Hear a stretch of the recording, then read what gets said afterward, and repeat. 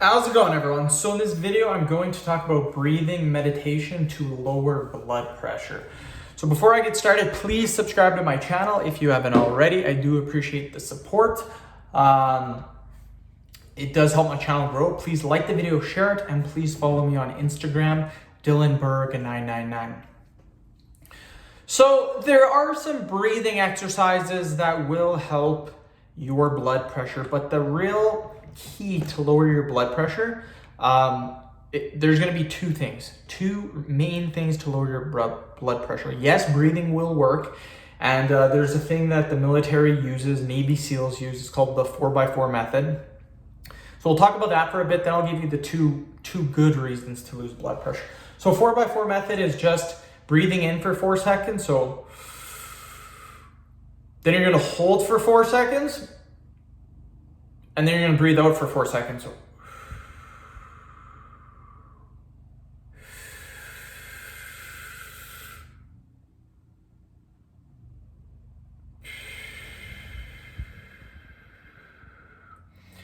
So that is the 4x4 method that will help. Now, here's what I found. I have a little bit of white coat syndrome. Whenever I get my blood pressure taken, it skyrockets just because I constantly think about it. I've tried all these breathing techniques. None of them work for me personally, but they could possibly work for you. Here's what works for me. Not actually breathing, but controlling my mind and controlling what I'm actually thinking about in that moment. So what happens is that you're constantly thinking about the blood pressure. Even when you're breathing in, you're thinking blood pressure, blood pressure, blood pressure.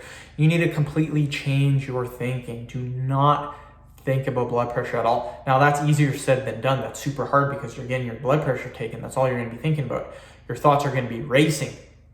So what can you do? The best thing to do is pick something in the future. It doesn't have to be 5 years away or a year away or a month away. It can be something that evening or in a couple hours. Pick something that gets you excited. So let's say in a couple hours you're getting pizza and you're pumped. You're gonna have a couple of beers with the guys. You're gonna go out social evening. Maybe you're gonna play some video games, watch a good movie, have some popcorn, have some Pepsi, whatever it may be. Think about that. Think about the future and think about how happy you're going to be, and only think about that. That is what I do, and it completely lowers my blood pressure. It's insane. But the breathing techniques, I found that when you do the breathing techniques, you're just thinking about the blood pressure, because when you're doing them, you're like, oh my God, my blood pressure, and it keeps your blood pressure raised. But when you think about something else, just think about, who cares about this blood pressure reading, whatever, what happens, happens.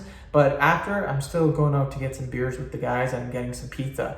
Think about it like that. Really don't care too much about it. Just say, whatever, I don't care about it. So that's if your blood pressure is generally normal, but you get white coat syndrome. So if your blood pressure is normally 120 over 80, it jumps to 160 over 80, 150 over 80, then that will help lower your blood pressure. But if your blood pressure is constantly high, go to the doctor right away, get it checked out just to make sure. But the number one way to lower blood pressure is through diet and exercise. If you're even a little bit overweight, let's say 20 pounds overweight, lose that weight and you will notice a huge drop. When I bulk up and I get to about 200 pounds, my blood pressure is about 25 points higher than what it is when I'm at my leanest at about 170.